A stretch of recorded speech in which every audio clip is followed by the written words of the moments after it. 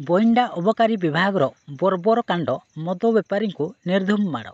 Court ଚାଲାଣ ପରେ ମଦ ଭାଟିରେ ଭର୍ତ୍ତି କରି ନିର୍ଧୁମ ମାଡ଼ ଓ ଜେଲ୍ ଯିବା ପରିବର୍ତ୍ତେ ମେଡିକାଲରେ ଭର୍ତ୍ତି ହେଲେ ଆସାମୀ। ଅନୁଗୁଳ ଜିଲ୍ଲା କିଶନନଗର ଥାନା ସଞ୍ଜାମରା ଗ୍ରାମର ନନ୍ଦକିଶୋର ସାହୁ ନିଜ ଘରକୁ ଫେରୁଥିବା ସମୟରେ ଅଚାନକ ବଇଣ୍ଡା ଅବକାରୀ ବିଭାଗ ନନ୍ଦକିଶୋରକୁ ରାସ୍ତାରେ ଅଟକାଇଥିଲେ। କିଛି ବୁଝିବା ପୂର୍ବରୁ ନନ୍ଦକିଶୋରକୁ ଆଠମଲ୍ଲିକ କୋର୍ଟକୁ ନେଇ ଆସିଥିଲେ। କୋର୍ଟରେ ମଦ ବିକ୍ରି କରୁଥିବାର ଅଭିଯୋଗରେ ହାଜର କରିବା ପରେ ନନ୍ଦକିଶୋରକୁ ଆଠମଲ୍ଲିକ ଏନ୍ଏସି ଭିତରେ ଥିବା ମଦ ଭାଟିକୁ ନେଇଥିଲେ। ସେଠାରେ ନନ୍ଦକିଶୋର ପଛପଟେ ନିର୍ଧୁମ ବାଡ଼େଇଥିଲେ।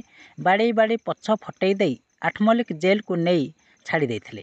ଆଠମଲ୍ଲିକ ଜେଲରେ ଜେଲର ଆସାମୀ ଗୁରୁତର ଦେଖି ଆଠମଲ୍ଲିକ ଡାକ୍ତରଖାନାକୁ ସ୍ଥାନାନ୍ତରିତ କରିଥିଲେ, ଯାହାଫଳରେ ନନ୍ଦକିଶୋର ଚାଲିବାରେ ଅସମର୍ଥ ହେଉଛି, ଏପରିକି ବସିବା ଓ ଉଠିବାରେ ଅସମର୍ଥ ହେଉଛି। ତେବେ ଏଠି ସବୁଠୁ ବଡ଼ ପ୍ରଶ୍ନ, ଆଠମଲ୍ଲିକରେ ଥିବା ମଦ ଭାଟିର ମାଲିକ ସହ ଅଧିକାରିଣୀ ଗାୟତ୍ରୀ ମାଝୀଙ୍କୁ କ'ଣ ରହିଛି ଭିତିରି ସମ୍ପର୍କ? ମଦ ଭାଟିରେ ପିଟିବାକୁ ଗାୟତ୍ରୀ ମ୍ୟାଡ଼ାମକୁ କିଏ ଦେଲା ଅନୁମତି? ମ୍ୟାଡ଼ାମଙ୍କ ଉପରେ ହେବ ତ କାର୍ଯ୍ୟାନୁଷ୍ଠାନ, ନା ମଦ ମାଫିଆଙ୍କୁ ଧରି ପାର ହୋଇଯିବେ ଅବକାରୀ ଅଧିକାରିଣୀ ଗାୟତ୍ରୀ ମାଝୀ? କାହା ବଳରେ ବଳିୟାନ ହୋଇ ଅବକାରୀ ଅଧିକାରିଣୀ ଗାୟତ୍ରୀ ମାଝୀ ଏଭଳି ବର୍ବରକାଣ୍ଡ ବିହାଇଲେ, ତାକୁ ନେଇ ପ୍ରଶ୍ନବାଚୀ ସୃଷ୍ଟି ହୋଇଛି।